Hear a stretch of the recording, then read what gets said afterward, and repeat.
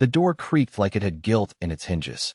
She stepped inside, barefoot, holding her shoes by the straps, hair pulled loose, red lipstick reduced to a fading rumor. Her eyes scanned the room. Then they stopped, wide, panicked, like her brain couldn't compute what she was seeing. Because there were 7 people in our living room. None of them were her friends. 2 were neighbors. 1 was her cousin. Another was my divorce lawyer. 1 was the woman she'd unknowingly texted from Eric's bed. 1 held a folder. 1 held a camcorder. And me? I was on the couch. Calm. Cold. Holding her wedding ring in my palm like it was evidence in a trial that had just started without her. She blinked like she'd been hit. "What is this?" she asked, voice cracking, keys still dangling in her hand. No one answered. Someone hit play. The audio was shaky, muffled. There was laughter, slurred voices. A voice too familiar, hers, whispering things she once only told me. Then another voice, Eric's. A groan. A laugh. Another whisper. She lunged for the phone. She didn't get far. The woman who'd sat across from me at the diner 3 nights ago, Eric's wife, stepped forward and blocked her path. Her voice was steady. "You want to play in silence, Darlene? Fine. But now you can listen." My wife staggered back like the floor betrayed her. "Wait. Just wait." I spoke then. Finally. First words in over 12 hours. "Bathroom. 3rd drawer down. 2nd phone. You left it unlocked." Her face collapsed in slow motion. Every lie she'd ever told broke across her expression like glass under pressure. There was no screaming, no gasping, just silence. The kind that drowns you when your lungs fill with your own secrets. And that's when I told her. I didn't need revenge. I just needed witnesses. She didn't cry. Not right away. She just stood there, clutching her purse like it was a shield, staring at the paused frame on the phone screen, her own face mid-laugh, laying in someone else's arms, her hand gripping a whiskey glass I'd never seen in our house. It wasn't just the footage. It was the timestamp. 2:14 a.m. The exact moment I'd texted her, "Are you safe?" and she'd never replied. I dismissed everyone with a nod. No shouting. No drama. Just quiet exits and silent glances. Her cousin gave her a look like she didn't even recognize her anymore. Eric's wife never took her eyes off Darlene until the last second. I waited until the front door clicked shut before I stood up. She finally opened her mouth. "You set me up?" I laughed. I wasn't proud of it. It came out shaky, more like a cough soaked in bitterness. "No, Darlene. You set yourself up. I just provided a front row seat." Her voice wobbled. "You invaded my privacy. Oh, now you care about boundaries?" I pointed to her phone, still sitting on the table with the screen dark. "You left that 2nd phone in the drawer. You forgot it was still syncing to our shared cloud. Did you think I wouldn't notice an extra iMessage thread named Just E?" She tried again. It didn't mean anything. It was one night. And that was when something in me cracked. Not loudly, not with rage, but the way ice cracks in a frozen lake. Quiet. Spreading. Deep. I stared at her and whispered, "You wore perfume you hadn't worn in 10 years. You bought a dress with the tag still on it. You left your wedding ring in the drawer. You didn't just cheat, Darlene. You rehearsed it." That finally did it. Her eyes welled up. But it wasn't guilt, I could tell. It was fear. Fear of consequences. Fear that I wasn't going to grovel or scream. That I'd gone cold. She stepped toward me. "Can we just talk?" "No," I said. "I talked to your sister. I talked to your coworkers. I talked to the woman you lied to last night when you said you were crashing at a friend's. You talked to Eric. I'm talked out." The silence between us could have drowned cities. She tried to explain. Said she only went because she was mad I forgot our anniversary 2 weeks ago. Said she drank too much. Said she didn't intend for anything to happen. I just listened, stone-faced, because I knew none of it mattered. Intentions don't change outcomes. And what she did wasn't a stumble. It was choreography. Then I handed her an envelope. She didn't open it. Just stared. "It's not divorce papers," I said. "Not yet. It's a list. Everything that's going to change starting now. Access to my accounts? Gone. Credit cards? Frozen. Joint savings? Split. You want to stay here, you'll follow house rules, starting with no more secrets." She said nothing. I walked past her and grabbed my jacket. "Where are you going?" she asked softly. "To clear my head," I said. "Don't be here when I get back if you can't tell me the full truth. And I mean all of it." And then I left. I didn't slam the door. I let it close slowly behind me. When I got back that evening, The house was exactly as I left it. Lights off, curtains half drawn. The hallway smelled like her perfume still hung in the air, like a ghost she left behind on purpose. For a moment, I thought maybe she'd taken me seriously and left, taken her things and vanished before she had to admit to anything. But then I heard it, the soft clink of a spoon against ceramic. The kitchen. She was there, at the table, like nothing had happened. Wearing one of my old hoodies, hair tied back, face washed clean of makeup and shame. She looked up when she saw me, like she'd been rehearsing her opening line for hours. I made soup. Soup. After what she did, after the collapse of everything we built, she thought soup was the answer. I didn't sit. I didn't even take off my coat. I stood there like a guest in my own life. Did you read it? I asked. She nodded, gently. The list. And, I want to try, she whispered. But I need you to believe that it wasn't love, Clyde. It wasn't about him. I wasn't trying to destroy us. My jaw tensed. But you were trying to hurt me. She didn't deny it. That's what stung more than anything else. Not the physical betrayal, as bad as that was, but the intention behind it. She wanted me to feel pain. She wanted me to suffer. She wanted to balance some imaginary scale I didn't even know we were keeping. I felt invisible, she said after a while. You stopped looking at me like I mattered. I wanted to feel something again. Wanted to see if I could still make someone want me. I didn't interrupt her. I wanted to hear every awful syllable. And Eric, he was just there. I wasn't thinking about consequences. I wasn't thinking about you. That one punched the air from my lungs. She didn't think about me. 11 years of loyalty. Birthdays, funerals, job losses, Sunday mornings. And in the moment where she made the worst decision of our lives, I didn't even exist. I finally sat down, slowly, across from her. Then maybe that's where we start, I said. With you seeing what it's like to live without me. She flinched. What do you mean? I mean you're staying here, but I'm not. Her hands started trembling. You're leaving? For now, I said. You get the house for 30 days. That's how long you have to tell me everything. All of it. Every secret. Every conversation. Every time you lied. If even one detail changes later, it's done. I want written honesty. Not tears. Not excuses. Facts. She looked like I'd slapped her. You want me to write it? Yes, I said coldly. Because I'm done listening to fiction. I stood up again and placed a burner phone on the table. You'll send a new entry every night at 8 p.m. No editing, no filters. Just truth. Her voice cracked. And if I don't, then I file for divorce the next morning. She stared at the phone like it had poison in it. But she didn't argue. She knew I meant it.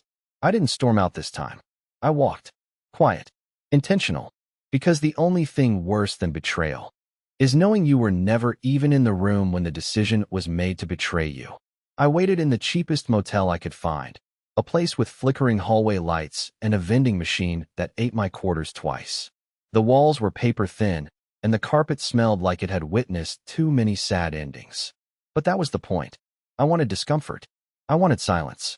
I wanted to feel the weight of the choice I made, to leave her alone in the house where we built a life just to see what she'd do when no one was watching. At exactly 8:01 p.m., the first message arrived. A voice memo. I told her to write everything. She sent a recording instead. Typical Darlene. Always choosing her own rules, even in shame. I hesitated before hitting play. My thumb hovered over it like it was a trigger. But I pressed. Her voice was small. Fragile. But not fake fragile. Not the way she sounded when she wanted something. This was real. I kissed him before the party even started, she said. That's the first thing I need to tell you. He came to pick me up. You thought I drove myself, but I didn't. I lied. My mouth went dry. I didn't plan it. But when I opened the door and saw him, it all just collapsed. He complimented my dress. Called me D like he used to. I laughed too loud. I think I already knew I was going to cheat before I stepped outside. I paused it. Got up. Punched the bathroom door. Not hard enough to break it. Just hard enough to feel something. Then I sat back down and pressed play again. I kept thinking about how cold you've been lately. How you used to touch my back when you walked past me. How we used to hold hands at red lights. How I felt like a ghost in our house, and how Eric made me feel seen again. That's not an excuse. It's just the truth. That word, truth. It burned worse than any lie she ever told. She went on. I didn't sleep with him that night. Not all the way. But we were close. And we did things that weren't innocent. I stayed over because I couldn't face you. Because I didn't want to come home and pretend to be your wife with the smell of him still on my skin. My stomach twisted so hard I had to pause again. I thought I'd prepared myself. I thought putting her through this confession challenge would make her crack, make her fall apart, and regret it all. But instead, it was me unraveling. Her voice wasn't smug. It wasn't defensive. It was honest. And that made it so much worse. At the very end of the message, she added something I wasn't expecting. There's more. But I want to tell you something first. You were right. I rehearsed it. I put that perfume on because I wanted him to remember me. I left the ring off because I wanted to feel single again. I wanted to punish you for forgetting who I used to be. But I think I also wanted to punish myself. Because part of me knew I was destroying something I'd never get back. Then silence. Just a 5-second pause. And a whisper I almost missed. I don't know if you'll ever come home again. But I'll keep sending these. Even if you don't listen. I sat there in the motel bed, phone screen glowing like a wound, and I realized something brutal. She wasn't sending these to win me back. She was sending them because it was the only way she could look herself in the mirror. And now I was the one who couldn't. The second message came right on time. 8 p.m. sharp. No delay this time.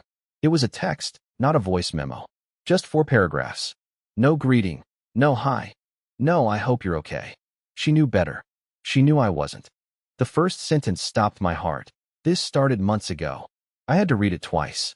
I actually backed out of the message, then opened it again, like maybe I hallucinated the words.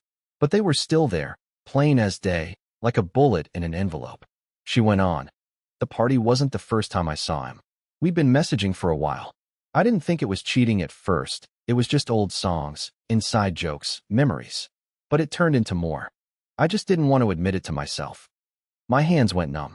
Not from rage. From that slow, creeping horror that you've been living in the wrong version of your own life, and everyone else already knew.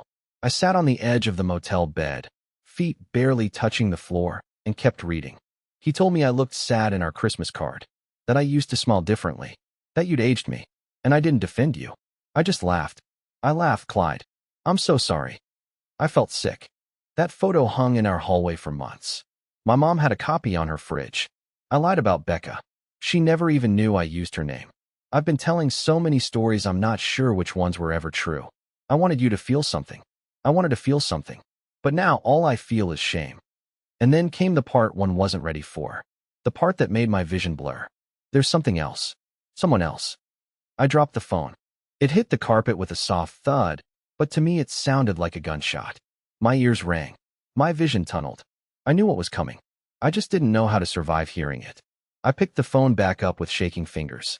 It wasn't just Eric. There was someone else I met through work. It didn't last. It wasn't physical, not entirely, but there were calls, hotel lobbies, drinks. It was emotional. And that's worse, I know. I didn't even realize I was breathing hard until I looked up and saw my reflection in the motel mirror. I looked like I'd been hit by a car. Pale, sweaty, my mouth hanging slightly open. Like I was watching the part of the movie where the main character finds out none of it was real. I didn't respond to the message. What could I say? I didn't even have the energy to cry. I just lay back on the bed and stared at the ceiling, letting her words echo in the hollow of my chest. She hadn't just betrayed me once. She'd hollowed out the entire structure of our marriage like termites, slowly, secretly, until it all just collapsed under its own weight. And I was still standing there, in the dust and debris, wondering how I didn't hear it all coming down. But the worst part? I couldn't stop wondering what her next message would say, and why, despite everything, I still wanted to read it. I didn't expect anything on the third night. After what she told me in her second message, I figured she'd gone silent out of shame. Or maybe she finally understood what "too late" really meant. I wasn't sure I wanted to hear more anyway. I spent the entire day walking through town like a ghost, drifting from places we used to go together. A diner where we once slow danced on our anniversary. The thrift store where she found that ugly orange lamp I secretly hated but pretended to love because it made her laugh. At 7:58 p.m., my phone buzzed. But it wasn't a voice memo, not even a message. It was an email. The subject line made my stomach twist. Draft accidentally sent. Please delete. But I didn't delete it. Of course I didn't. She knew I wouldn't. That's why she called it an accident. That's how she gave herself permission to say what she didn't want to admit. It was long. Almost a full page. No punctuation. A stream of consciousness, emotional flood. I read it 3 times. The first time in shock. The second time in silence. The third time with my heart in my throat. It started with, I never wanted to fall for him. Not the second one. The work guy? I hated that I liked him. She described the first time she caught herself smiling at his texts more than mine. Said he was younger, ambitious, and nothing like me. Not because he was better, but because he was new. Said he made her feel like she wasn't aging, like time hadn't dulled her. I don't know what hurt more, the fact that she felt that way, or the fact that I didn't notice she was drowning right in front of me. She admitted to things I hadn't even asked about, like how she used to pick fights with me on purpose just so she could storm out and message him from the car. How she kept one of his ties hidden in her gym bag, like a souvenir. How she imagined a different life with him, even if she didn't want it for real. And then came the worst line in the whole damn email. I don't think I ever wanted to leave you, Clyde. I just wanted to know what it felt like to be wanted again, even if I had to borrow it. Borrowed affection, rented emotions. Everything she gave me had been divided, shared, rationed between me and 2 other men. I wasn't a husband. I was the default setting. The background noise she grew tired of. At the very end of the message, there was one last line. No explanation. No context. There's something you should know about Eric's party. Something I didn't tell you. That was it. No details. No follow-up. Just a final note designed to ruin my night. I called her. First time in days. I didn't even know what I was going to say, just that I had to say something. But she didn't answer. Went straight to voicemail. I didn't leave a message. Instead, I lay awake in that cheap motel bed for hours, staring at my phone, knowing that whatever came next, it would hurt worse than anything so far. And I still wasn't ready to stop hearing it. She didn't message at 8 p.m. this time. Nothing came at 8:15. Or 9. Or 10. I stared at my phone until the screen dimmed on its own, over and over, my thumb twitching like I could summon an answer if I just kept checking. I told myself I didn't care. I told myself I was done. But by midnight, I was pacing the motel room like a lunatic. Then, at 12:32 a.m., the message finally arrived. 2 words. I'm ready. No context. No explanation. Just that. A minute later, another message came through. It was a video. No text this time. Just the spinning loading wheel, and then it began playing on its own. The footage was shaky. Filmed on a phone. Dim lighting, loud music. The camera was pointing at a table covered in drinks, shot glasses, red plastic cups. Someone laughed off screen. Then the camera turned. And there she was. Darlene. Dancing in the middle of the room. Barefoot. Laughing too loud. Her red dress riding high on her thighs. And next to her, Eric. Holding a phone. Grinning like a child who'd just stolen something and gotten away with it. His arm went around her waist. She didn't stop him. In fact, she leaned into it. Then the video zoomed in slightly. Someone whispered, "Are you sure her husband won't find out?" And Eric laughed. Laughed like it was a joke. He's too soft. She said he'd forgive her for anything. Watch this. He handed his phone to someone else and stepped forward. Pulled Darlene close. Kissed her. Deep. And she didn't stop him. Didn't flinch. Didn't push away. She kissed him back like she was trying to erase our marriage in that one moment. The video ended there. Abruptly. Another message popped up immediately. I didn't know he filmed it. I didn't know they planned it. I didn't know it was all a game to them. I stared at that message for what felt like hours. They planned it. That's what hit me the hardest. Not the kiss. Not the betrayal. But the humiliation. The part where I was the punchline. The setup. The fool in the background of someone else's dare. She followed up with a voice note, but I couldn't listen right away. I walked outside the motel in my socks, into the December cold, just to breathe something that didn't reek of sweat and guilt. When I finally went back in and hit play, her voice was shaking. I stayed because I thought I could control it. I thought I was the one playing a game. I didn't realize I was the one being played. Eric wanted to get back at me for leaving him all those years ago. I was stupid. I was vain. I let myself believe I still mattered to him. And now, I know I was just a weapon. A performance. She paused, then said the last part like it physically hurt her to admit it. I told him you'd never leave me. I told him you were too forgiving. I told him I could mess up and still come home, and you'd be sitting on the couch waiting. I used your love like a shield, and I'm sorry, Clyde. I'm so sorry. For the first time in days, I cried. Not loud. Not messy. Just silent tears rolling down my cheeks while I sat in the dark motel room, feeling the last piece of my dignity crumble. Because the person who betrayed me didn't just cheat. She made me predictable. She turned my loyalty into a weakness. And she gave that weapon to someone else to use against me. The next morning, I woke up to the sound of birds I hadn't noticed in days. Or maybe they'd always been there, and I'd just been too drowned in pain to hear them. I sat up slowly, my phone still clutched in my hand from the night before. No new messages. Just that final voice note from her, still echoing in my skull. I didn't respond. Not at first. Instead, I checked out of the motel. Packed up my things, folded the ugly motel blanket neatly over the chair like it was someone else's home I didn't want to disrespect. I drove in silence for hours, past the city line, through the hills, into places that didn't remind me of her. And somewhere on that drive, the decision clicked into place. It wasn't rage. It wasn't revenge. It wasn't some grand dramatic speech or slamming doors. It was clarity. For the first time in weeks, I could breathe without wondering what lie I was choking on. And that, somehow, made me feel powerful again. When I finally got home, she was sitting on the porch, still in her hoodie, hair pulled back, eyes swollen. She didn't look like the woman in the red dress anymore. She looked like the version of herself that had been hiding for years, the one I used to know, before the bitterness, before the games. She stood up the second she saw me. "Clyde." I held up a hand. "Don't. Not yet." I walked inside first, put my bag down, looked around the living room where we'd shared so many good things and so many buried wounds. And then I turned to her. "You were right," I said. I was too forgiving. Her face twisted, like she was bracing for me to say I was done, that it was over, that I was leaving forever. But I wasn't. Not like that. I spent so long trying to fix things you broke that I forgot what it felt like to take care of myself. I stopped showing up for myself so I could keep showing up for us. And I let you turn me into someone small. She looked down, tears dripping onto her sleeves. "I know. I'm not angry anymore," I continued. "I'm not even hurt the same way. You did what you did, and I stayed in it longer than I should have. But I'm done living in your shadow." She nodded, almost like she agreed with every word, because maybe she'd finally seen the man I used to be. Not the quiet one, not the weak one, but the one who still had dignity buried under all the damage.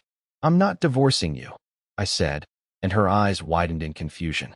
"But I'm not living here either. Not until you rebuild what you broke. On my terms." She looked stunned.